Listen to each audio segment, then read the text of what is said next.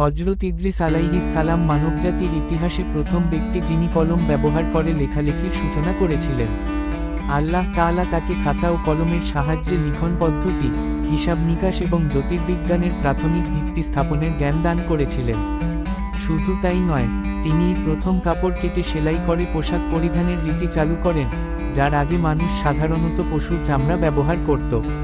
অন্যান্য প্রধান নবীগণের ক্ষেত্রেও দেখা যায় যে তারা তাদের সমসাময়িক উন্নত সভ্যতায় বেড়ে উঠেছিলেন এবং পড়াশোনা জানতেন। যেমন হজরত মুসা আলাইহিস সালাম ফেরাউনের রাজপ্রাসাদে বড় হওয়ার কারণে তৎকালীন মিশরের হায়ারোগ্লিফিক্স লিপি ও রাষ্ট্র পরিচালনায় উচ্চশিক্ষা লাভ করেছিলেন। হজরত ইব্রাহিম আলাইহিস সালাম ব্যাবিলনীয় সভ্যতার লিপি ও জ্ঞান ব্যবস্থার মাঝে বড় হয়েছেন এবং হজরত ঈসা আলাইহিস সালামকেও আল্লাহ অলৌকিকভাবে শৈশব থেকেই কিতাব পড়ার ও বোঝার জ্ঞান দান করেছিলেন। এই প্রেক্ষাপটে আমাদের প্রিয় নবী মুহাম্মদ সাল্লাল্লাহু আলাইহি ওয়াসাল্লামের উম্মি বা নিরক্ষর হওয়াটি ছিল একটি বিশাল মুজেজা। তিনি কোনো জাগতিক শিক্ষকের কাছে না শিখলেও স্বয়ং আল্লাহ ছিলেন তার শিক্ষক। তার এই নিরক্ষরতা কোনো সীমাবদ্ধতা ছিল না, বরং এটি ছিল একটি ঐশ্বরিক সুরক্ষা, যাতে কেউ বলতে না পারে যে তিনি আগের কোনো বই পড়ে বা কারো কাছে শিখে কুরআন লিখে এনেছেন। নবুয়াত প্রাপ্তির সেই ঐতিহাসিক মুহূর্তে জিবরাইল আলাইহিস সালাম হেরা গুহায় এসে যখন তাকে ইকরা বা পড়ুন বললেন, তখন রাসূলুল্লাহ সাল্লাল্লাহু আলাইহি ওয়াসাল্লাম বিনীতভাবে জানিয়েছিলেন যে তিনি পড়তে জানেন না। জিবরাইল আলাইহিস সালাম তাকে জড়িয়ে ধরে আল্লাহর পক্ষ থেকে প্রথম ওহী শুনিয়ে দেন। ইহুদিরা এবং আরবের কাফেররা তার এই নিরক্ষরতা নিয়ে উপহাস করলেও তা আসলে প্রমাণ করে দিয়েছিল যে একজন অক্ষরজ্ঞানহীন মানুষের পক্ষে কুরআনের মতো এমন ব্যাকরণগতভাবে নিখুঁত জ্ঞানগর্ভ কিতাব রচনা করা অসম্ভব। কুরআন শরীফের পড়তে পড়তে ছড়িয়ে আছে সেই অসাম্প্রদায়িক চেতনা, যার প্রতিফলন দেখা যায় সূরা কাফিরুনের মতো বাণীতে।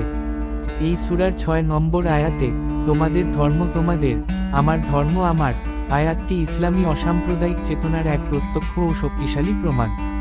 সূরা মাইদায় আহলে কিতাব নারীদের বিয়ের অনুমতি দিয়ে যে সামাজিক উদারতার দ্বার উন্মোচন করা হয়েছে, তার এক অনন্য দৃষ্টান্ত ছিল মারিয়া কিবতিয়া রাদিয়াল্লাহু তাআলা আনহাকে নবী মুহাম্মদ সাল্লাল্লাহু আলাইহি ওয়াসাল্লাম এর জীবনসঙ্গিনী হিসেবে গ্রহণ করা। এটি ছিল এক অসাধারণ অসাম্প্রদায়িক মিলন। এছাড়া নারী জাতিকে সম্মানের সর্বোচ্চ আসনে আসীন করতে সূরা কাউসারের মাধ্যমে যে বার্তা দেওয়া হয়েছে, তা তৎকালীন আরবের কন্যা শিশু হত্যার অন্ধকার যুগে এক বৈপ্লবিক পরিবর্তন এনেছিল। এমনকি যুদ্ধক্ষেত্রেও তিনি নারী, শিশু ও বৃদ্ধদের রক্ষা করার কঠোর নীতি প্রবর্তন করেন এবং মক্কা বিজয়ের দিন কট্টর শত্রুদের ক্ষমা করে দিয়ে এক অনন্য মানবিক দৃষ্টান্ত স্থাপন করেন। বিদায় হজের ভাষণে তিনি চূড়ান্ত ঘোষণা দিয়েছিলেন যে বংশ বা গায়ের রঙের ভিত্তিতে কারো ওপর কারো শ্রেষ্ঠত্ব নেই, বরং শ্রেষ্ঠত্বের একমাত্র মাপকাঠি হল তাকওয়া। এই অসাম্প্রদায়িক রাষ্ট্র ব্যবস্থার এক অনন্য প্রতিফলন দেখা যায় হযরত ওমর রাদিয়াল্লাহু তাআলা আনহু এর জেরুজালেম বিজয়ের সময়, যেখানে তিনি গির্জার সুরক্ষা ও ধর্মীয় সহিষ্ণুতার শ্রেষ্ঠ দলিল স্থাপন করেছিলেন।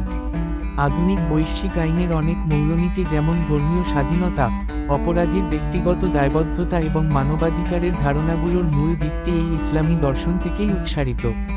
বিশেষ করে আধুনিক গণতন্ত্রের মূল ভিত্তি, বাকস্বাধীনতা এবং সামাজিক ন্যায়বিচার এর ধারণাগুলো কুরআনের সূরা, পরামর্শ এবং ইনসাফের নীতির সাথে গভীরভাবে সামঞ্জস্যপূর্ণ। এভাবেই আল্লাহ তাআলা তার সর্বশেষ ধর্মীয় ও ফিলোসফিক্যাল কিতাব কুরআনের মাধ্যমে মানবতার এক পূর্ণাঙ্গ ও উদার রূপরেখা বিশ্ববাসীকে উপহার দিয়েছেন, যা আজও শান্তি ও সাম্যের অনন্য মডেল।